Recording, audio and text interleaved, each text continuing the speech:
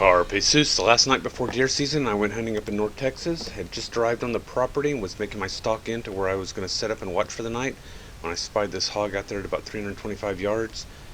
They're behind the tall, woody, noisy shrubs that are just terrible to walk through. So I headed out across the pasture, and with my IR patrol, spied this coyote just off to the north. Got it recorded on my IR Hunter Mark III.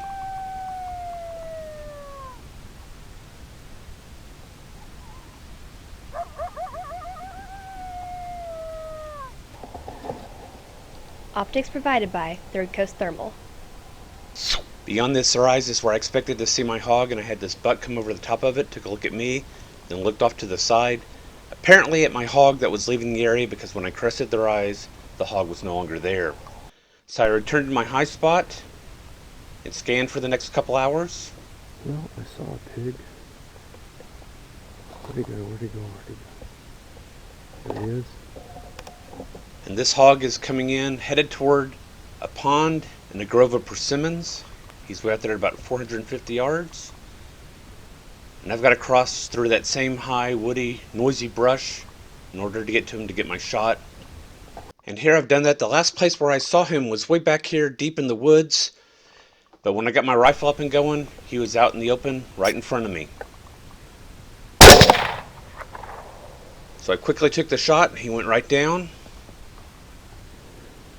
And I watched him for the next several minutes go through the curly shuffle and finally come to rest. Brass Catcher by Tactical Brass Recovery.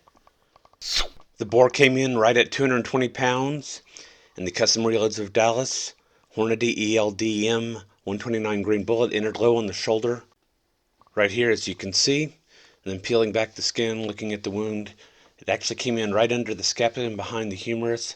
This large red area that you see right here isn't actually the permanent wound cavity, that's just a large contusion. There's only a small bullet hole here, but the bullet opened up right behind that point, blasting out the other side of the muscle. And I thought I had a picture of that damage where the bullet then entered into the thoracic cavity going through one of the ribs.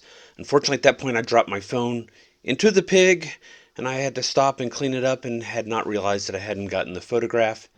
Anyway, the bullet continued through but did not overpenetrate the other side, stopping underneath the musculature of the scapula. Here I am scanning for it with my Garrett ProPointer AT metal detector, finding the bullet just under the junction of the scapula and the humerus. It was in two parts where the core had separated from the cup or the jacket, the core measuring 0.64 inches, and the jacket having a maximum dimension of 0.81 inches. And on the scale, the lead core came in at 68.3 grains, and the cup came in at 34.8 grains, for a total weight of 103.1 grains.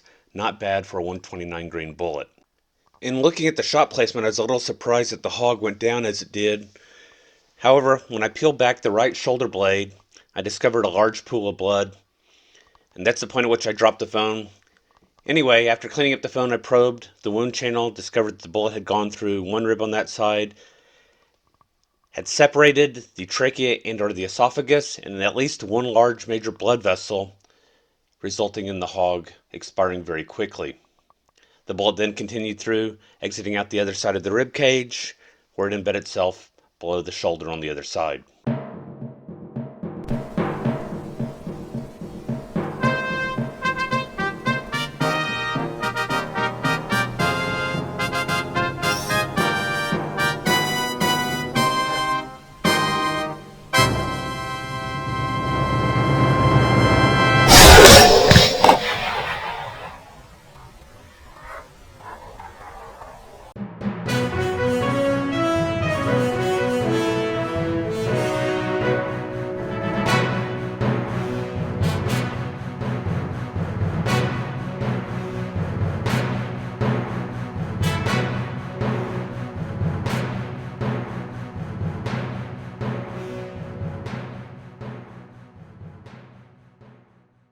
Carpe Sus, my friends.